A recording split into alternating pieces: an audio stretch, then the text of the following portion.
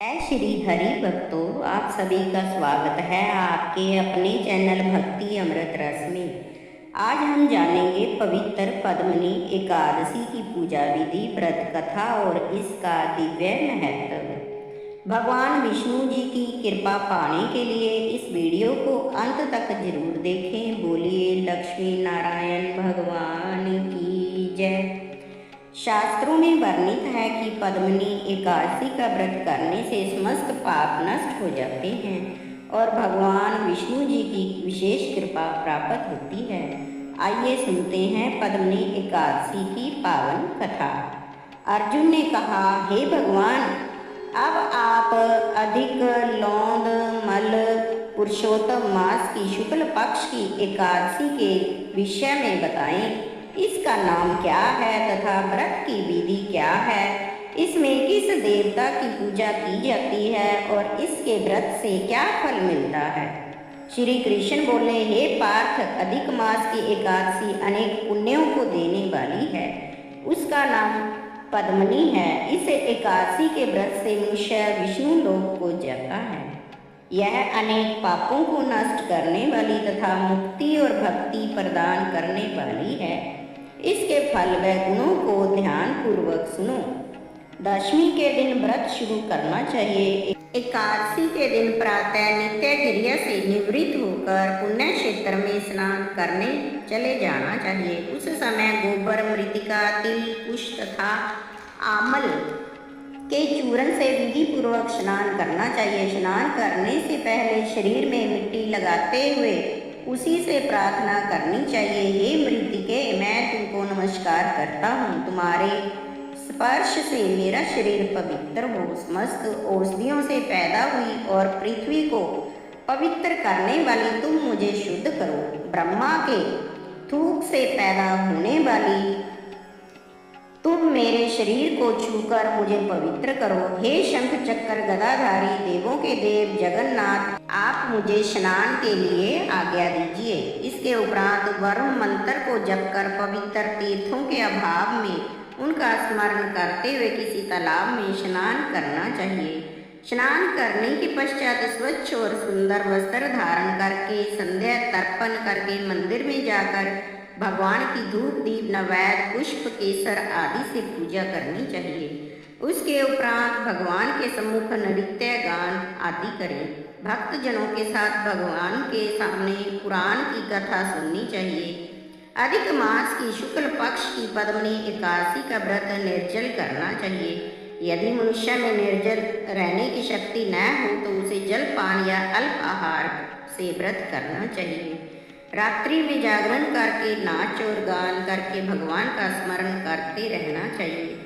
प्रति पहर मनुष्य को भगवान या महादेव जी की पूजा करनी चाहिए। पहले पहर में भगवान को नारियल, दूसरे में बिल्वपत्र, तीसरे में सीताफल और चौथे में सुपारी, नारंगी अर्पण करना चाहिए। इससे पहले पहर में अग्नि होम का, दूसरे में वाजपेय यज्ञ का, तीसरे में अश्वमेध यज्ञ का और चौथे में राजसूय यज्ञ का फल मिलता है। इस व्रत से बढ़कर संसार में कोई यज्ञ, तप, दान या पुण्य नहीं है। एकादशी का व्रत करने वाले मनुष्यों को समस्त तीर्थों और यज्ञों का फल मिल जाता है। इस तरह से सूर्योदय तक जागरण करना चाहिए और स्नान करके ब्राह्मणों को भोजन कराना चाहिए। इस प्रकार जो मनुष्य विधि पूर्वक भगवान की पूजा तथा व्रत करते हैं उनका जन्म सफल होता है और वे इस लोक में अनेक सुखों को भोगकर अंत में विष्णु के परम धाम को जाते हैं। हे पार्थ, मैंने तुम्हें एकादशी के व्रत का पूरा विधान बता दिया। आप जो पद्मनी एकादशी का भक्ति पूर्वक व्रत कर चुके हैं उनकी कथा कहता हूँ, ध्यान पूर्वक सुनो। यह सुंदर कथा पुलस्त्य जी ने नारद जी से कही थी।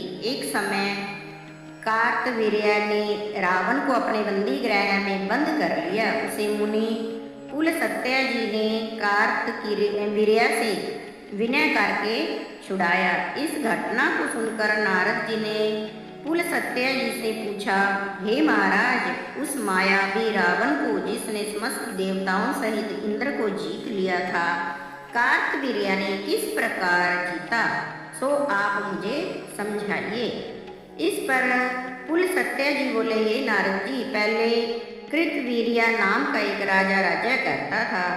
उस राजा की 100 स्त्रियां थी, उसमें से किसी को भी राज्यभार संभालने वाला योग्य पुत्र नहीं था।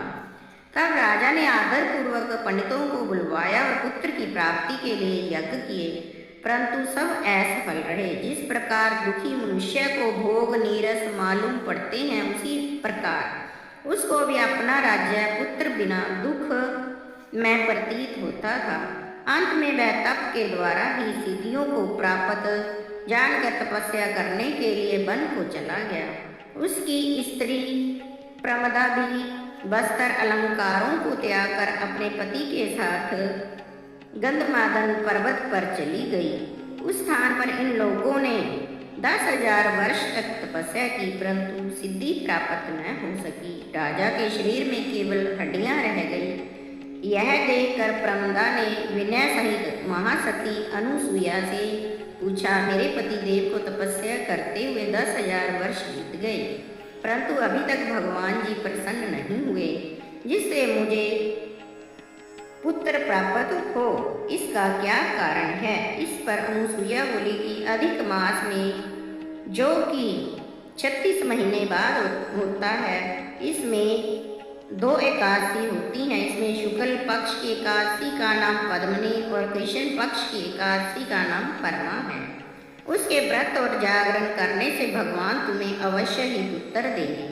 इसके पश्चात अनुसुईया ने व्रत की विधि बतलाई। रानी ने अनुसुईया की बतलाई विधि के अनुसार एकादशी का व्रत और रात्रि में जागरण किया। इससे भगवान विष्णु जी उस पर बहुत प्रसन्न हुए और वरदान मांगने के लिए कहा। रानी ने कहा, आप यह वरदान मेरे पति को दीजिए।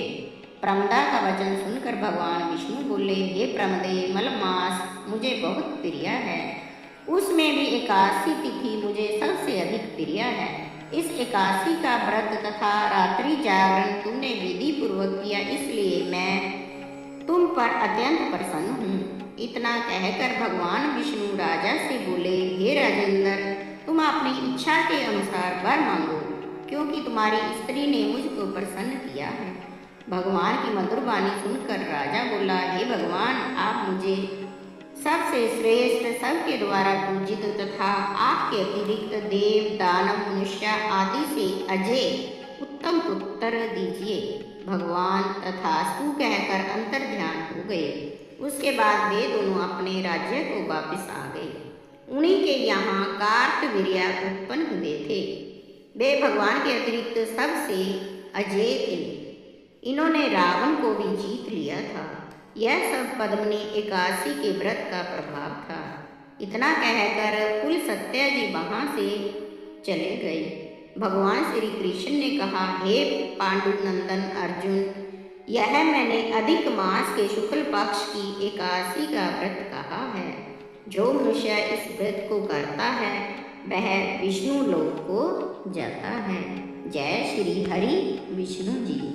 तो भक्तों, अगर आपको पद्मिनी एकादशी की ये कथा और पूजा विधि पसंद आई हो तो वीडियो को लाइक करें, शेयर करें और भक्ति अमृत रस चैनल को सब्सक्राइब जरूर करें। जय श्री हरि।